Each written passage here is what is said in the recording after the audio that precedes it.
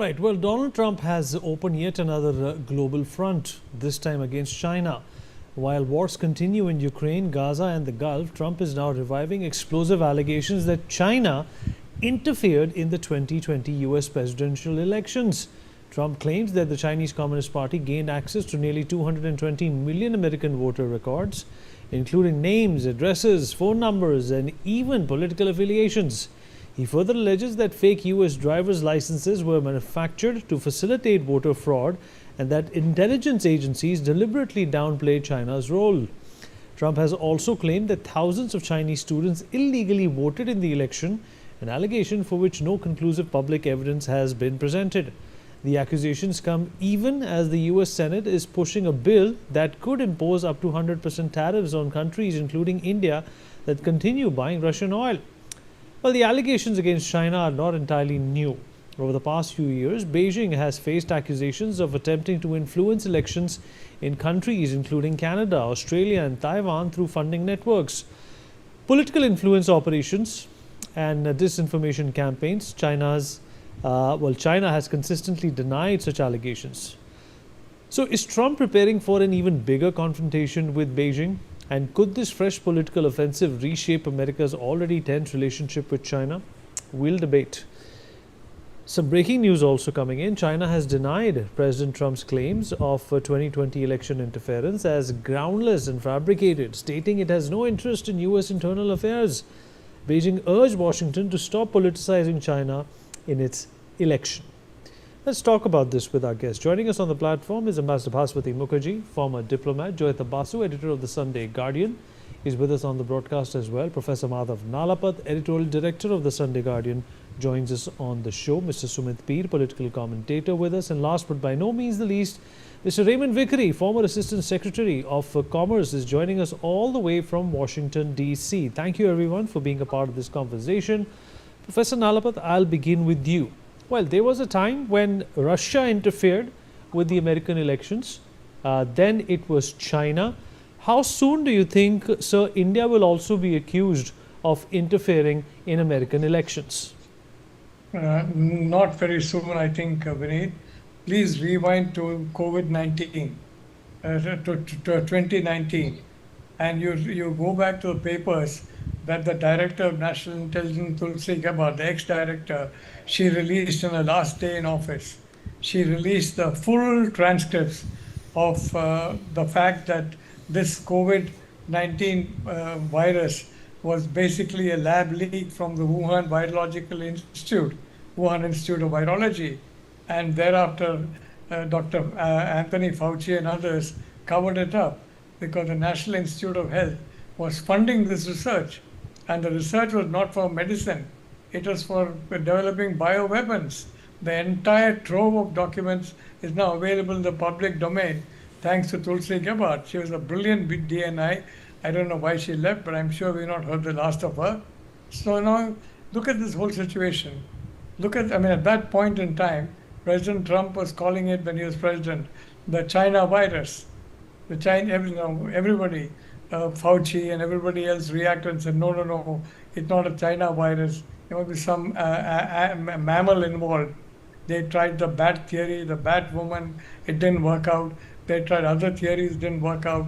The only real truth is the fact that the lab leak theory, they were developing a ferocious bioweapon. Unfortunately, in this hindsight, you can say fortunately, before it was fully developed into a very deadly variant, it escaped from the lab, from the Wuhan Institute of Virology. And as a consequence, and thereafter what happened? The WHO and the National Institute of Health said, don't worry, it's not transmissible human to human. Well, it was subsequently. Then after that, they said, don't worry, international travel is perfectly safe. At the same time, 2 of the provinces of China were completely shut off from any kind of travel except international travel. They allowed people in Wuhan and the adjoining province to travel freely out of the country, but not anywhere in the country. This entire cover-up was exposed by Tulsi Gabbard. And very honestly, Donald Trump, I must tell you in hindsight, was right. It was the China virus. And he directly said it was a China virus. And that China virus cost him his job because people laughed at him. all the doctors saying, no, no, no, it's not a lab leak. There'll be some mammal involved. And there was none. It was a pure lab leak. And Tulsi Gabbard released those papers. Donald Trump has now released a whole trove of papers regarding the 2020 election. And there is no doubt that after all the abuse that Donald Trump has given to China during his, after COVID struck, there's no doubt at all that there was interference, and the Chinese definitely did not want Donald Trump to come back. So he has released again a huge trove of documentation. It's available on the White House website. And those documents, if you go, you have the patience to go through some of them, you'll find that they're irrefutable evidence of the Wuhan Biological Institute's lab leak, irrefutable evidence of the fact that there was an effort to completely spread this disease all over the world by permitting international flights. WHO said fine, no problem. National Institute of Health in the US said fine, no problem. Oh, later on they said no, no, no, it's a big problem, have a lockdown. And when was that? When 3/4 of the world had got COVID. So very honestly, in my view, unlike SARS, that severe acute respiratory syndrome, where the full details were released by Hu Jintao, Xi Jinping kept quiet to all the details of COVID-19 because it was a lab manufactured virus. SARS was a natural virus. It came from that. And they tried to first call it SARS-CoV-19. But then they had to drop the SARS because they couldn't find the mammal. And finally it became COVID-19. And an entire epidemic was upon us because of this work done by the Wuhan Institute of Virology with money from the United States National Institute of Health. No wonder Joe Biden, in his 5 days as president, pardoned for Fauci and some co-accomplices in this. Fauci was acting as a salesperson for basically 2 vaccines, the Moderna and the Pfizer vaccine, the mRNA vaccines. And he was every other day on television touting the benefits of the vaccines. And subsequently we find out there are many side effects. There are many people who have gone through all kinds of complications, cardiac, pulmonary, etc., as a consequence of taking those vaccines. And all this has been found out later by documentation, first by Tulsi Gabbard and now by President Trump. And I hope the two of them come together once again. But I'd like to say there's a very strong case for arguing that the Chinese were not happy with Trump and they wanted him defeated. There's no question about that. So from that point of view, Vineet, I'm not usually a supporter of Trump over the last few months. In this matter, I'd like to say he's acted correctly.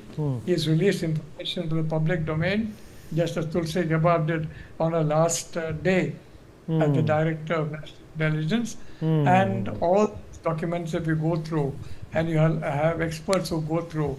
I've had about 6 or 7 researchers going through them, and they say there's conclusive evidence, 1, about the lab leak, and 2, about the fact the Chinese were very clear that they do not want Donald Trump back in the White House. Thank you, Vinny. You're quite right about that, sir. Mr. Vikri, I'm going to come to you now, sir. Do you think that Donald Trump is setting up some sort of a ground right before, the midterms arrive? Because we have seen with Donald Trump, if he loses, there's been a tampering with the elections. But if he wins, all's good. Is that something that he's preparing for?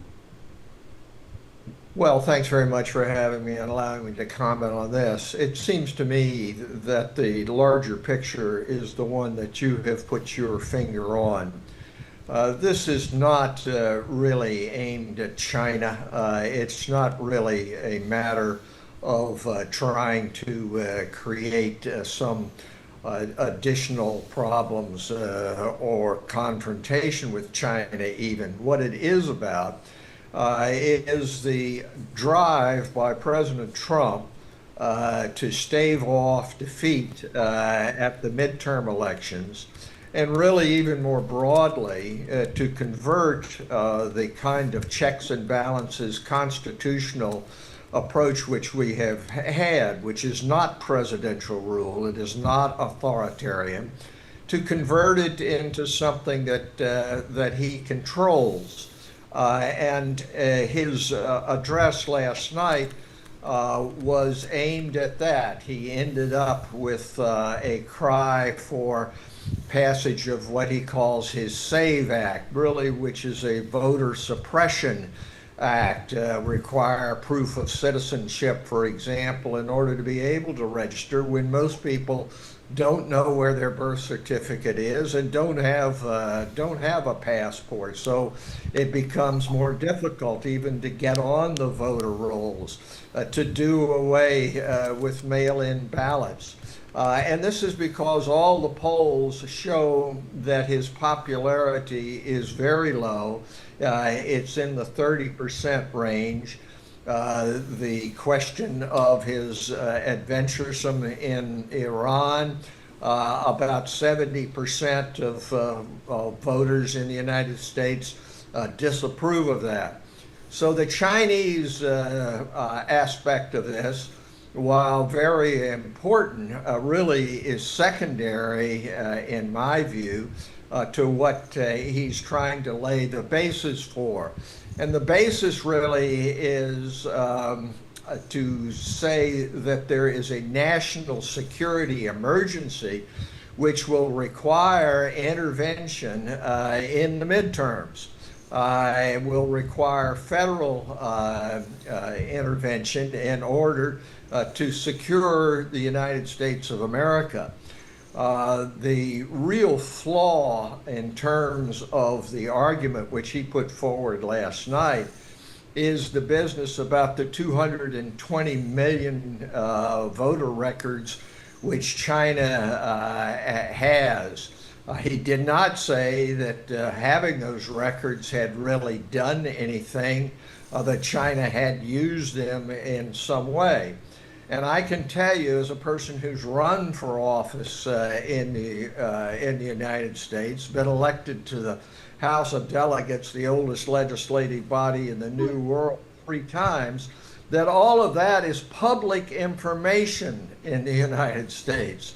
When I would campaign for office, you got what we call street sheets, which showed the names and addresses of all the voters and showed whether or not they had voted in a Democratic primary. And from that, you could deduce what their allegiance was in terms of party. So this is something which is readily available. And the idea that somehow there's something terribly harmful to the United States by China having these records, which was the foundation of the whole speech last night, is absurd. And it can only be, in my view, explained by this drive to show that an authoritarian form of government with President Trump at the head is the right way for the United States to go. And I think it's up to great democracies around the world. What has been complained of in the past by Indian officials in regard to the United States, and that is to make common cause with other democracies to try to shore up those kinds of principles and institutions which are fundamental to democracy, namely rule of law and namely the sanctity of elections, where India has led the way in having full and fair elections through an election commission, which has saved and enhanced democracy not only in India but around the world by its example. So that's really where we are now. Right, the sir. question of could be dealt with very separately, it seems to me. All right. Ambassador Mukherjee, earlier on we were also speaking about how Donald Trump plans to make life difficult for Indian students as well. The student visa process is going to get a lot tougher.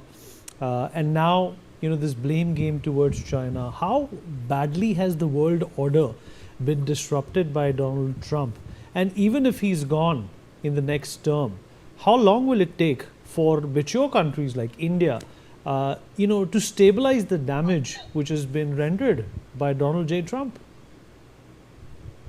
I actually think Vineet and I agree with our American guest that yesterday's tantrum was intended primarily to discredit the American electoral system by a sitting president, and that sets a terrible example to the whole world.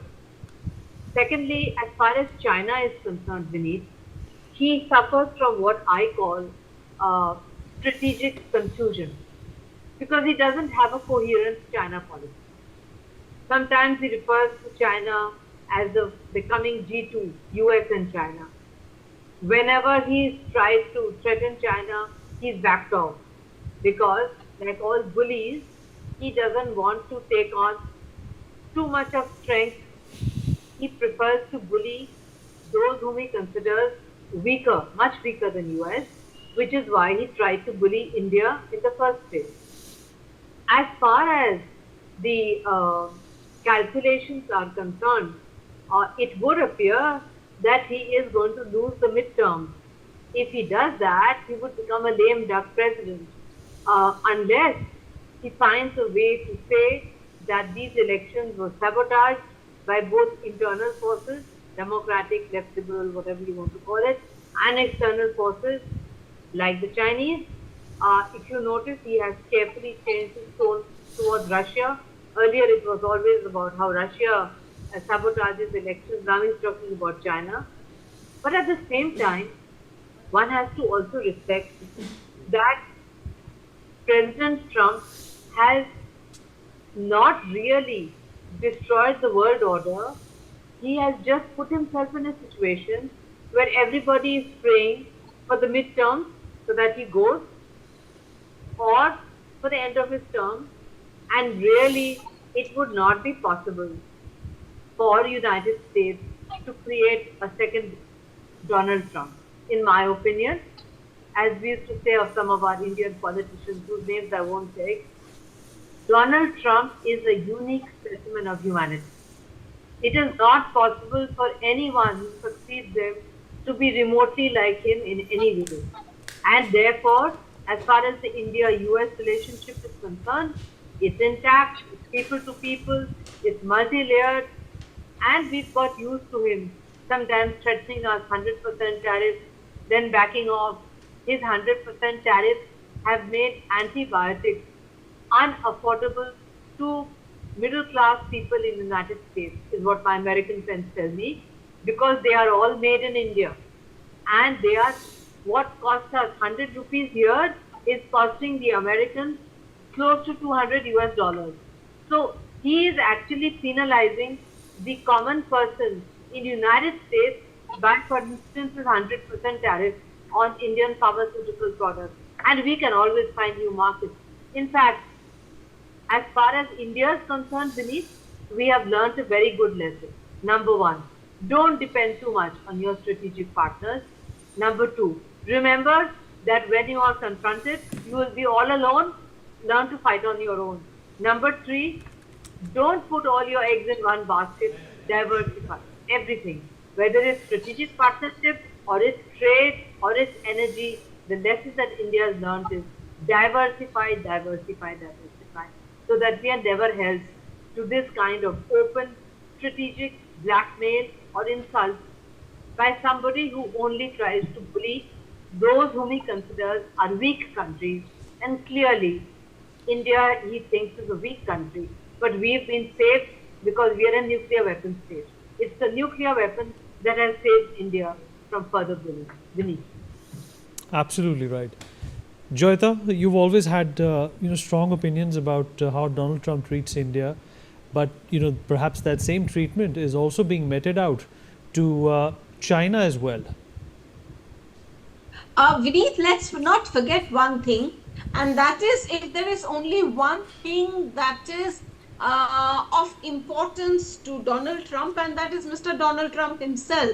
It has nothing to do with what the US interests are likely to be, what the geopolitical order is going to be, or what it wants He just does whatever suits his own interest and nothing more than that. Now, when it comes to China, think of it like this, the kind of kowtowing he has been doing to China, okay, and the way he has literally thrown India under the bus.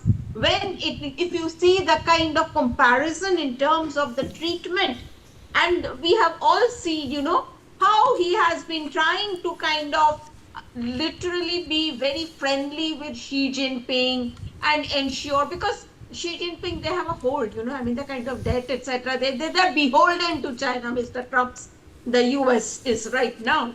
So you see, for him to say something like this at a time when Xi Jinping, there's a meeting sometime, I think in September, Xi Jinping is headed to Washington.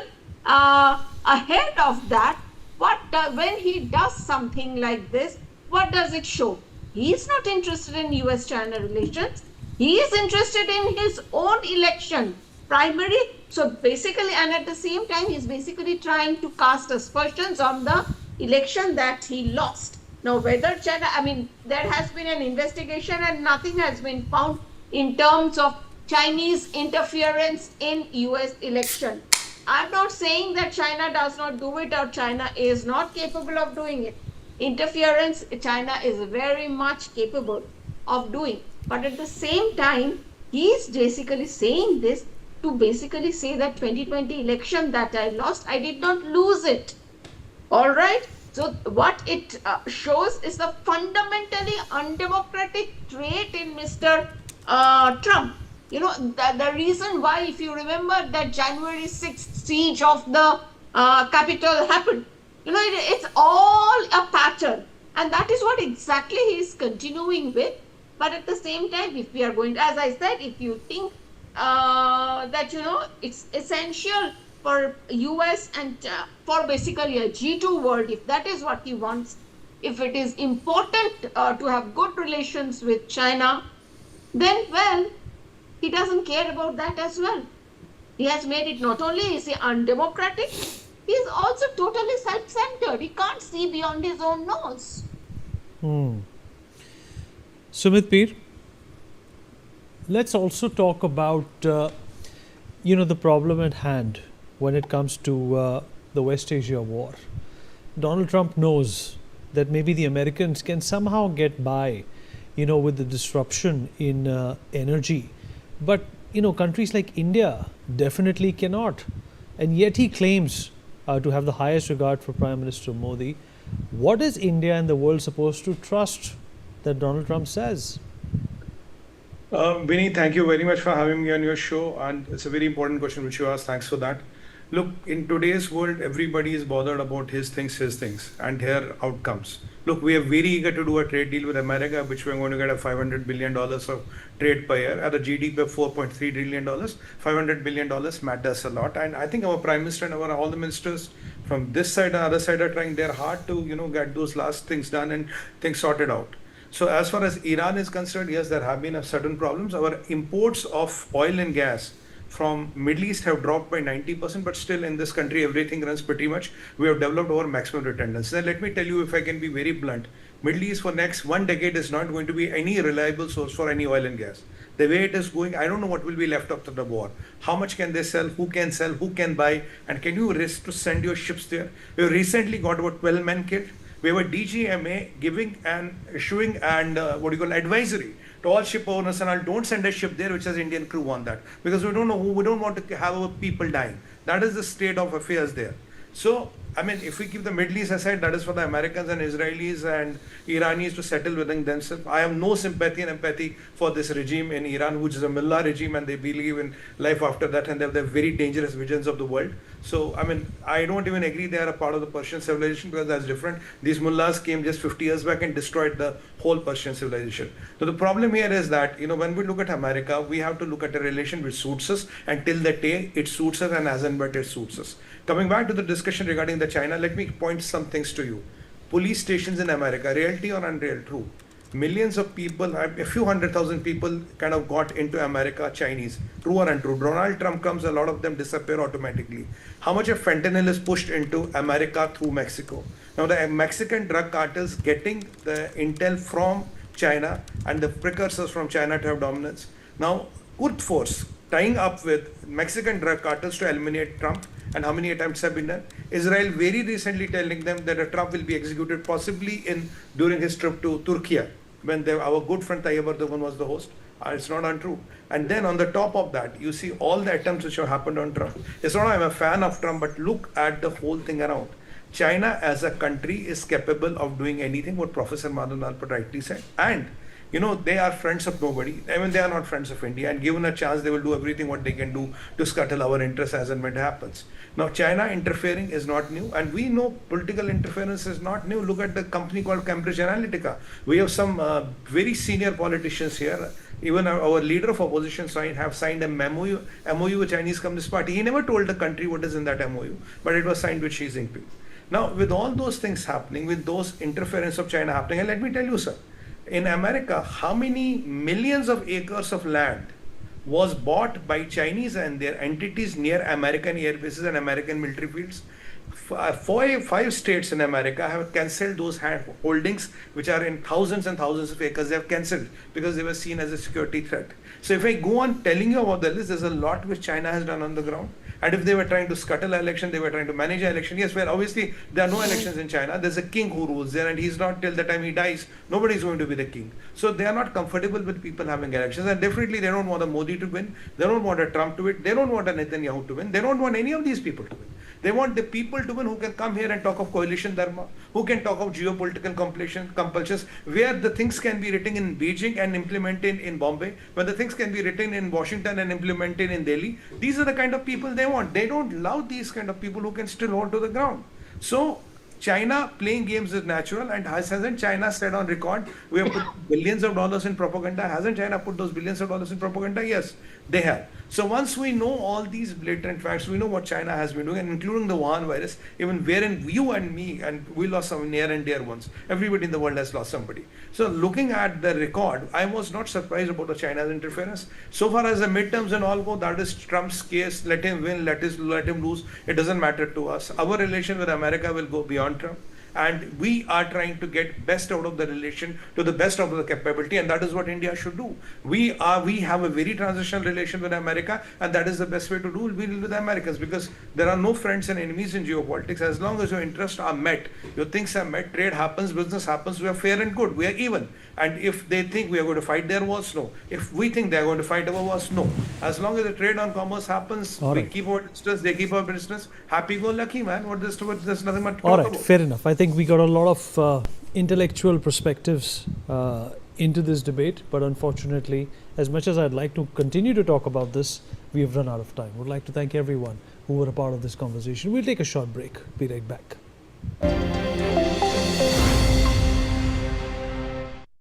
सवाल है साहब, आपका परिवार आपके भरोसे बैठा है और आप किस्मत के भरोसे बैठे। थोड़ा सोचिए, कल अगर आप दुर्भाग्यवश नहीं रहे तो उनका साथ किस्मत नहीं, पॉलिसी बाजार से लिया हुआ टर्म इंश्योरेंस देगा। परिवार के लिए इतना तो कर ही सकते हैं ना आप।